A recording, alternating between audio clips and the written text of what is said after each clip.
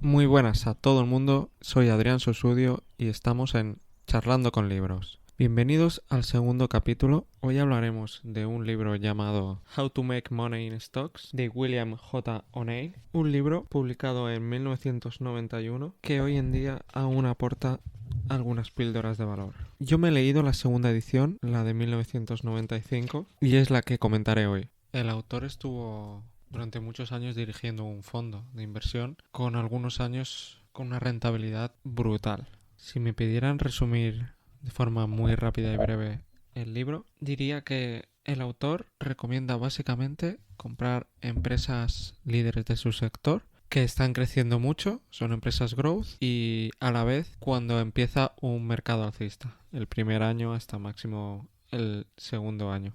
Me hace gracia porque en la contraportada tiene una frase que encajaría perfectamente en un libro que se publicara hoy mismo. Es un libro que te ayuda a reducir los riesgos en los entornos económicos y volátiles de la actualidad, teniendo en cuenta que se publicó hace 30 años. El libro también se basa en la oferta y la demanda, en estudiarla sobre el mercado y también sobre las acciones para saber si es un buen momento para entrar o incluso para salir de esa acción, dejando de lado valoraciones más del estilo value. Realmente es un libro diferente de los típicos de inversión que se recomiendan, de los básicos, y tiene algunas cositas que valen mucho la pena. Puede darnos algunos modelos mentales nuevos, o como dice Charlie Munger, aumentar nuestra caja de herramientas, y a la vez algunas ideas se han quedado ya desfasadas o son poco útiles. Así que vamos a extraer lo mejor de este libro. Voy a empezar explicando su método, el método que propone, el método CAN-SLIM. Este método se basa en ir desglosando sus iniciales para poner la base, las claves de su forma de invertir. Vamos a empezar con la primera, que dice que las últimas ganancias trimestrales por acción tienen que haber subido un mínimo del 18%. De hecho, también comenta que muchas empresas comparan estas ganancias con las de justo el anterior trimestre para intentar confundirlos. Y siempre hay que compararlas con el trimestre del año anterior. También dice que hay que evitar empresas que solo tengan un trimestre con unas ganancias por acción extraordinarias. También comenta que por mucho que hayamos encontrado una empresa con las características anteriores de crecimiento, hay que analizar su sector, algunas otras empresas, y ver si hay más empresas de ese sector que estén teniendo un gran crecimiento, porque si no hay ninguna más, nos recomienda la mayoría de veces su compra. El segundo punto del método CAN-SLIM es buscar empresas que tengan unas ganancias anuales por acción crecientes durante al menos 4 o 5 años. El tercer punto, que sería la N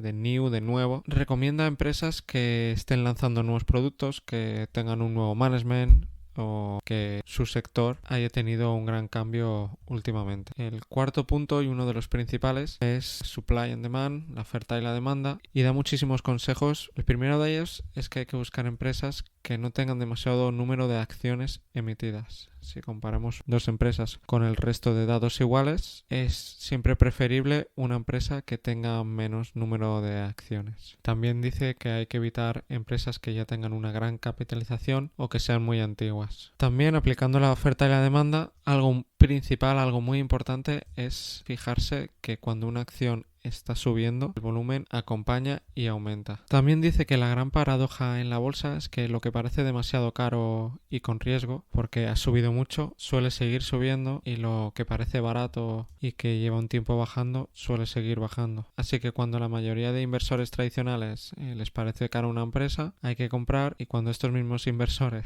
les parece atractiva esa empresa, es cuando hay que vender. Incluso dice que si una empresa alcanza un nuevo precio máximo, acompañado con un gran volumen, hay que revisarla, hay que estudiarla, porque podría ser una gran compra. Cuando esta empresa alcanza el nuevo máximo, normalmente viene de una corrección y de un periodo de consolidación, un periodo de 7 semanas a unos 15 meses, donde esa acción más o menos se mantiene en unos valores. Entonces está creando una base. Y hay que estar atentos para que en cuanto esa empresa rompa esa base y tire para arriba, comprarla. Hay que evitar perseguir la acción acción y cuando ya se ha ido un 5 o 10% sobre el precio de la base, ya no recomienda su compra. También dice que muchas personas justamente venden las acciones que mayor beneficio le están dando en la cartera y que mantienen las empresas que están en negativo, que están en pérdidas. Pero como bien dice, al mercado no le importas. Si tú la compraste a 10 y ahora está a 5, a lo mejor nunca más vuelve a 10. Y por mucho que no vendas esa empresa, las pérdidas ya las tienes. Por mucho que no la vendas, es innegable que esa empresa ya tiene otro valor, que tú has perdido dinero. También dice que una empresa, por mucho que haya aumentado de valor, no significa que haya perdido ya su potencial o que tenga que cambiar su tendencia alcista o bajista. También William recomienda vender una acción si ha bajado un 8% sobre el precio inicial al que la compraste. También hay otra estrategia que es vender la mitad de la posición cuando la acción se haga un menos 5% sobre el precio que compraste la acción, acordémonos siempre, no sobre un precio máximo, y vender el resto si se hace un menos 10 sobre ese precio inicial. Cuando ya se tiene un margen y tienes beneficios, no hay que ser tan estricto. Y dice que esto hay que hacerlo como un seguro contra las pérdidas. Hay que verlo como la única forma que tienes para evitar mayores pérdidas. Y por el contrario, para evitar no cortar esos beneficios, hay que dejar correr los beneficios a no ser que haya un gran motivo para vender esa acción. Con este consejo está luchando contra algunos sesgos muy importantes como el sesgo de coste hundido, la aversión a las pérdidas. Otro consejo que también da, que es el mismo que da Charlie Munger y Warren Buffett, es el de no diversificar,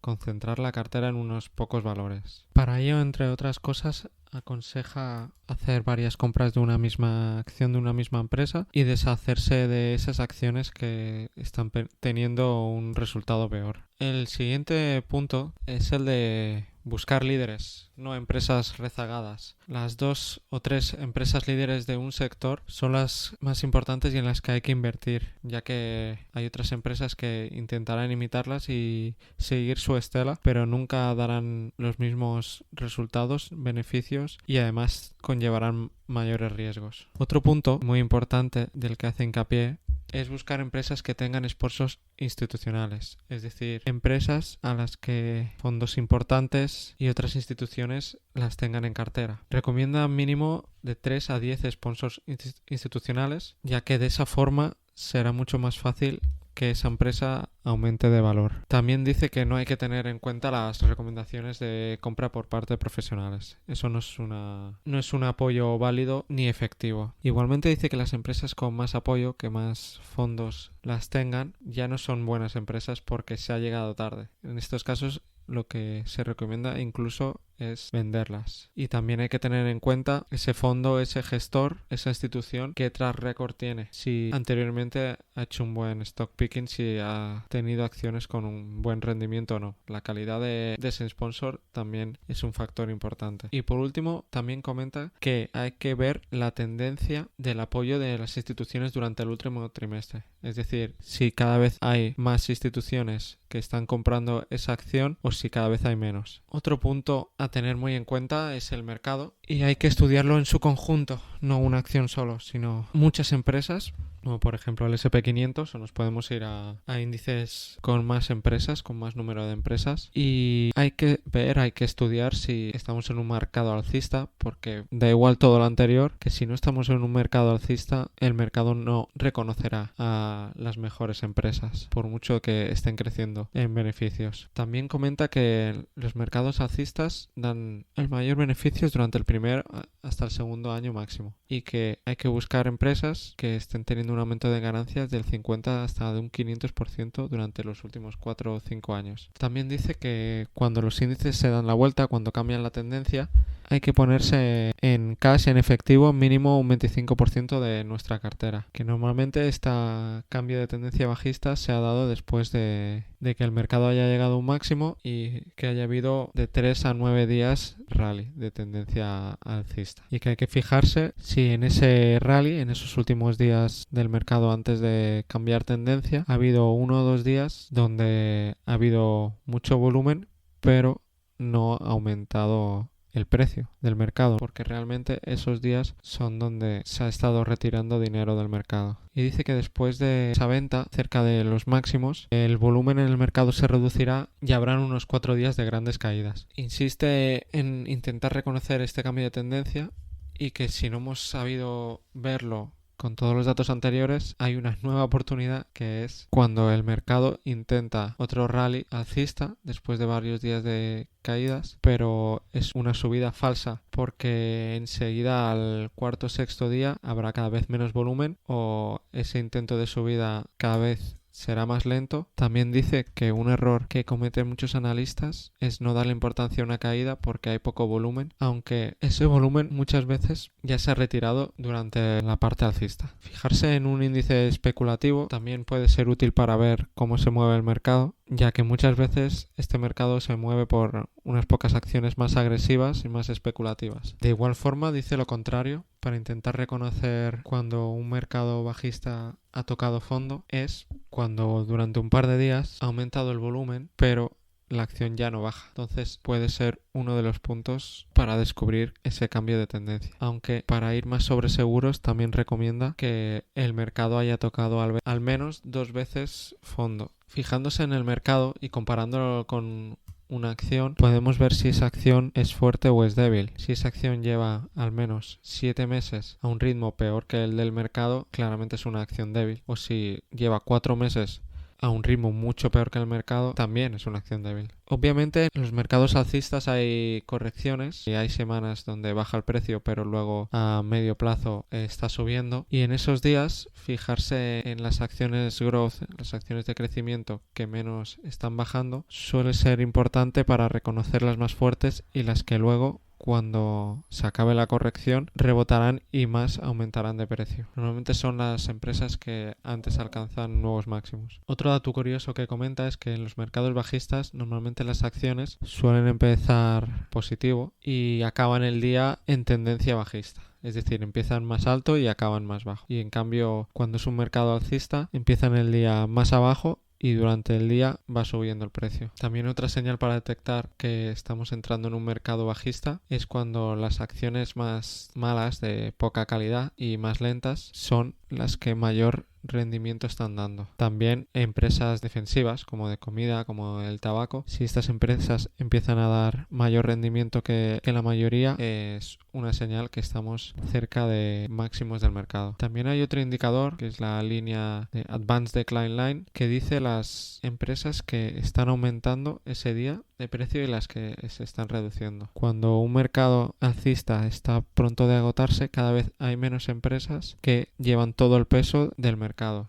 Hay unas pocas empresas que son las que están haciendo subir todo el mercado. También otra forma de detectarlo es cuando las empresas líderes empiezan a tener menores ganancias trimestrales que en años anteriores. Y un mercado bajista suele durar entre 9 meses a 2 años. También comenta el PER, el famoso PER, y está muy en contra de él y de invertir según él, porque dice que es normal que en mercados alcistas haya empresas con PERs muy altos y luego han aumentado el precio de forma increíble por mucho que tuvieran el PER alto, y que en mercados bajistas es justo lo contrario. Es normal que haya empresas con el PER muy bajo y aún así no te van a hacer ganar dinero. Esas empresas van a seguir bajando de precio. Otro detalle que comenta es que hay que evitar sacar conclusiones del mercado y su tendencia durante diciembre e incluso a veces enero y principios de febrero, porque suele estar distorsionado. Tampoco recomienda comprar o vender cuando haya rumores o noticias, ya que muchas veces dan el efecto contrario, pero sí que recomienda analizarlas sobre el mercado, qué efecto tienen. Si por ejemplo en un mercado alcista aparece una noticia mala y suele afectar muy poco a este mercado, significa que el mercado sigue siendo alcista, y lo contrario, puede haber una noticia muy buena pero que en un mercado bajista ni se inmute y los precios sigan bajando. También comenta otro error que dice que es un error de novato, y es el de que si compras una acción y baje de precio, no compres más, no promedies a la baja. En muchos sitios se recomienda hacer órdenes limitadas, pero William no la recomienda porque dice que hay riesgo de perder la entrada entrada en esa acción o incluso la salida. Él recomienda hacer mejor órdenes al mercado. Y por último, para finalizar, también comenta sobre los cortos y sobre invertir en vivienda, y sobre estos primeros, sobre vender cortos, dice que es muy difícil y que solo se debe intentar de hacerlo en mercados bajistas. Incluso tiene un libro, escribió un libro entero sobre cortos. También dice que no hay que ponerse en corto en empresas con un número pequeño de acciones para evitar un short squeeze, y que es clave ponerse en corto cuando el mercado acaba de darse la vuelta y empieza a estar bajista. Y sobre invertir en vivienda, principalmente dice que lo más importante es el lugar, encontrar un lugar que esté en crecimiento y evitar obviamente que comprarlo en una plena burbuja y que no sea una zona que solo dependa de una industria. Otro consejo es evitar endeudarse demasiado. Sobre la mitad del libro tiene unas 2 o 4 páginas con puntos muy específicos sobre cuándo vender, cuándo comprar algunas acciones. A quien le interese que me escriba por privado, por Twitter mismo, a Adrián Sosudio, y se las pasaré, que las he traducido todas. Y sin más, hasta la próxima.